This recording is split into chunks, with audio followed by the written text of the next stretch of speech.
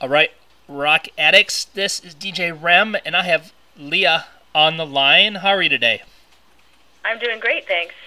Very good. So why don't you start with telling everyone what's going on with you right now?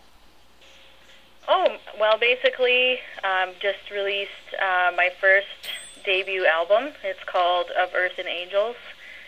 And yeah, it's just newly out, and I'm just busy promoting it and trying to get new listeners and gain fans around the world, and yeah, having a good time. And have you been getting a lot of good feedback on it so far? Yeah, so far I haven't had any negative feedback at all. It's all been really great feedback, and so that's encouraging, considering that I kind of have a mixed audience. So yeah. Yeah, because I have to tell you, when I first heard your stuff, I was like, this is really cool, because I'm a metalhead at heart, but I sent some metal in there, and yeah, it's really cool. Thank you. And yeah, pretty much every time I play you on my show, the people in the chat are like, this is cool. Who is this? So, yeah. That's great. So, how long did it take you to write this album and get it ready to record?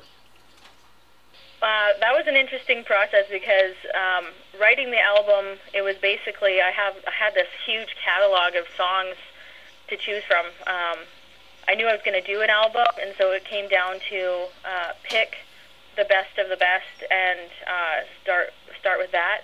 But in the process of doing that, I ended up writing 6 more songs, and they ended up going on the album. So they kind of outdid the other ones that I was considering.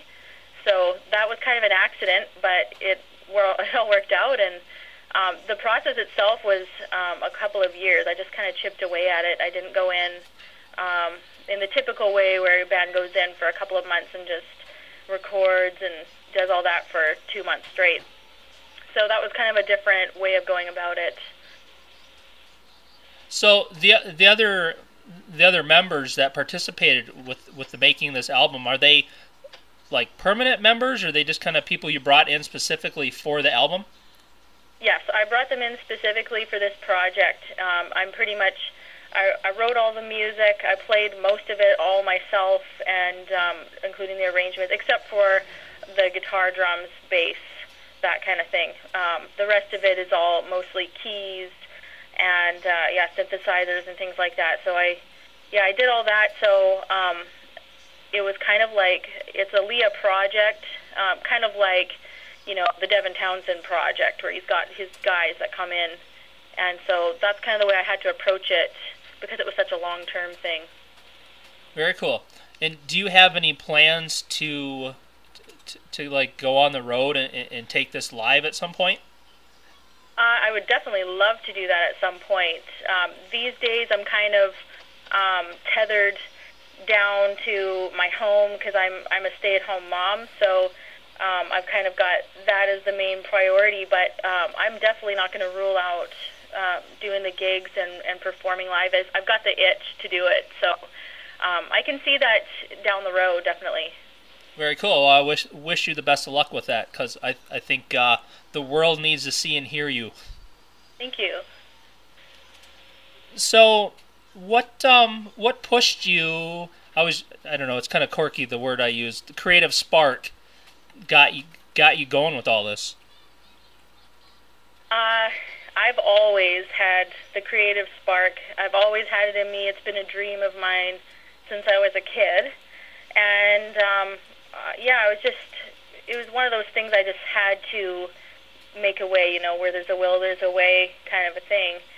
And but it came down to it that I met my current manager, Jay Martins, and he's really quite musical himself with an artistic mind, and he's a doctor for a living.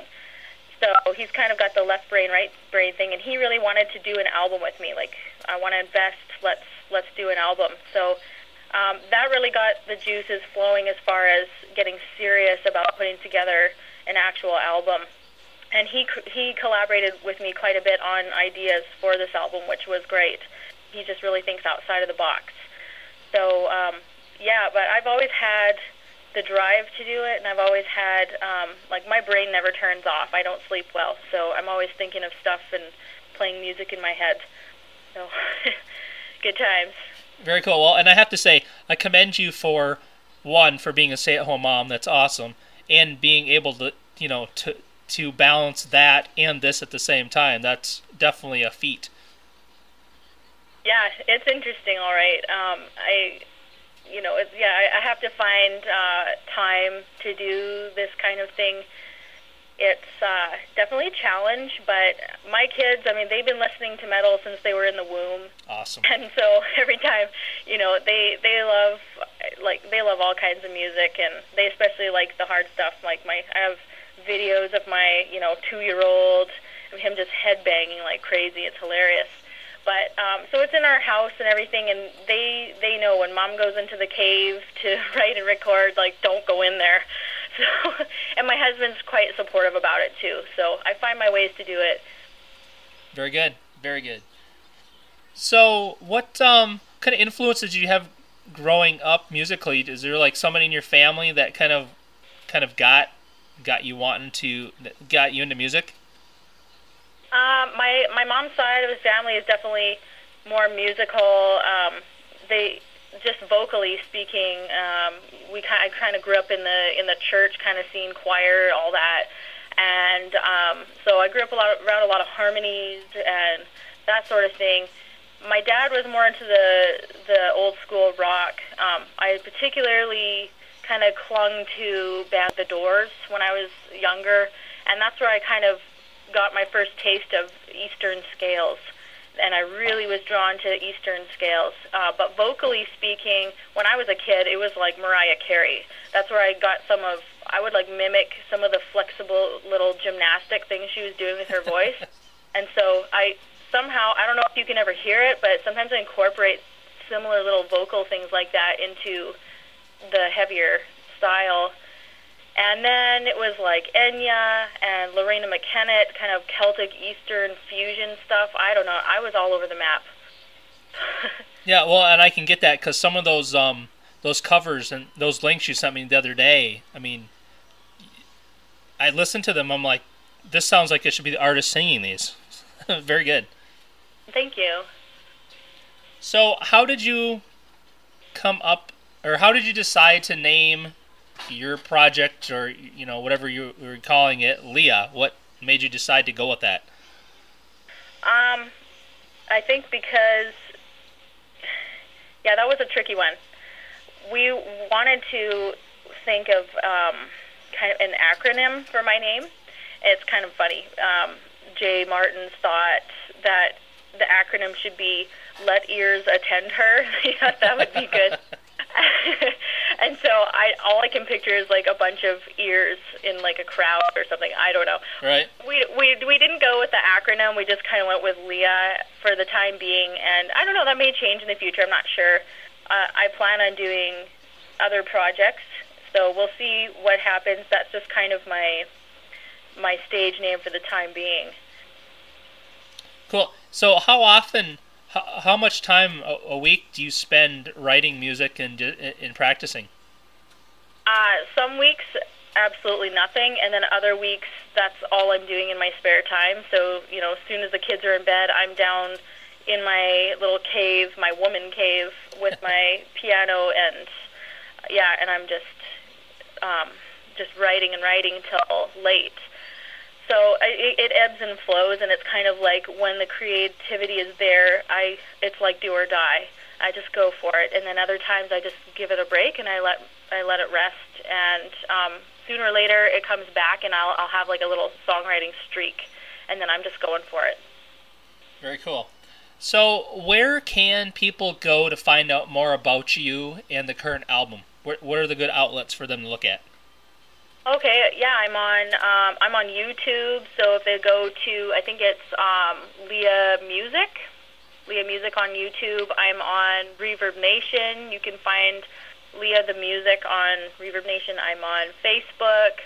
I am on leahthemusic.com. They can go there, and all the album information is there. All the links to where I am. I really like interacting with people online and getting feedback that way, because that's kind of, because I am a stay-at-home mom, that's my main outlet right now, is kind of the media-driven, more global approach. Yeah, and you know, I guess that's the beauty of the internet these days. I mean, there's so many avenues for an artist to take, and the beauty of that is that other than, you know, the time that you have to spend doing it, it's pretty much free promotion. Yeah, it's great. And the other thing is, you know, with YouTube and things like that, you know, I can put together a band, go do gigs, and maybe, you know, some people are going to show up, but when they leave, that's the end of that. Whereas something like YouTube it's like, it's there forever, and people can show up whenever they want. They can show up while I'm sleeping and hear my music. So that is something that's great. Yeah, and I personally can totally relate to that, because that's why I've chosen to do most of the interviews I do, like we're doing now, where I record and then put them on YouTube, because then, like you said, it's available forever. Exactly. Because, you know, if I do it live and people don't show up for it, well, they've missed it, and that's the end of that. Mhm. So if I grabbed your iPod... Oh, you know, I need to back up. Do you have any merchandise for sale anywhere? Right now, it's just a physical hard copy of the CD they can get at leahmusic.bandcamp.com. And, yeah, I'm giving away... we are doing some giveaways, and we also, I've got the signed CD for sale there, so they can get an autographed CD. Very cool. I think you may see an order come through from me. Awesome. So if I grabbed your iPod, your MP3 player, however you listen to music, what would I find you listening to today? Oh, I've got, let's see, right now you probably hear me listening to some Dragon Lord, and I've always got my Lorena McKennitt on there, whatever she's got latest out. Anything really progressive, like My Power. I really love female-fronted metal bands too. It gives me some ideas what people are doing. So I really like After Forever, and I don't think that they're still around these days, but I really like her vocals a lot. She's got amazing vocal control. And yeah, I like my Devin Townsend too. Very nice. I will. I'll send you some links on Facebook to some female-fronted bands that I've interviewed and that I listen to all the time. I think you might dig them. Awesome! I'd love to hear them. And that's the beauty of this, is that you know, I get to find a lot of times when I listen to when I talk to bands, you know, they tell me about bands that I've never heard of, and then I go listen to them and go, oh, these are cool, and then vice versa. I get to tell you guys about people that I've talked to and bands that I listen to that you've never heard of. So it's a good networking tool. Exactly. Yeah, it's all word of mouth these days, because the other bad thing about the internet and this approach is that it's very easy to fall through the cracks. So there's some great bands out there that are just not, unless you have a lot of money to push through marketing, you just slip through the cracks. So we do rely still on word of mouth, just like the olden days. So yeah. So and that leads me into something related to that is, you know, how does Leah stand out? How are you different from, you know, because obviously it's much easier to produce an album these days because there's a lot of studios, a lot of people can just do it in their house, you know. So what sets you apart from all these other these bands out there in groups that are trying to make something of themselves? Well, I would say it's somewhat up to the fans that are listening to kind of determine that. But if I had to say what's different, I would say I'm kind of a one-man band for now. So everything you're hearing is Leah's songwriting. So and I have been involved in some of the producing as well. So I would say you're hearing some influences that maybe haven't come together before in such a way. So I really included my influences such as Enya, Lorena McKennitt, the Jesse Cook kind of exotic flavors into some of the heavier influences of mine. I just haven't heard a lot of that before. So I'm trying to create what I wish I could hear. And so to me, it's different. To me, I haven't heard music like that before. But ultimately, it would be up to, I guess it's up to people to listen and decide if they like it and if it's different to them. Yeah, definitely. And you know, I'm a true metalhead through and through. And there's days where, you know, the last thing I want to listen to is somebody growling through my speakers, and then, you know, and then I listen to someone like you that has those metal and rock elements, but yet can actually sing, and it's, you know, I think a lot of people appreciate that. Yeah, I've been told in the past that my music is described. It's music for like chill out music for metalheads. That's what someone has said before. I'm gonna totally agree with that. Yes, that's what I was trying to say. Yeah, exactly. Yeah, so those days where you're just wanting to not hear screaming and you're just in a more mellow mood, you can kind of throw this on, and it's got the more melodic, lots of harmonies and some of those softer tones, but without giving up, totally giving up the hard edge. So. Right. Well, you know, and someday in the future, if you're able to you know, actually put like a band together and do live shows, I'm going to come back and I'm going to ask you, because this is a question I usually ask, but I can't this time. But I'm going to ask you in the future, who spends the most time in front of the mirror getting ready for a show? Yeah, right now nobody.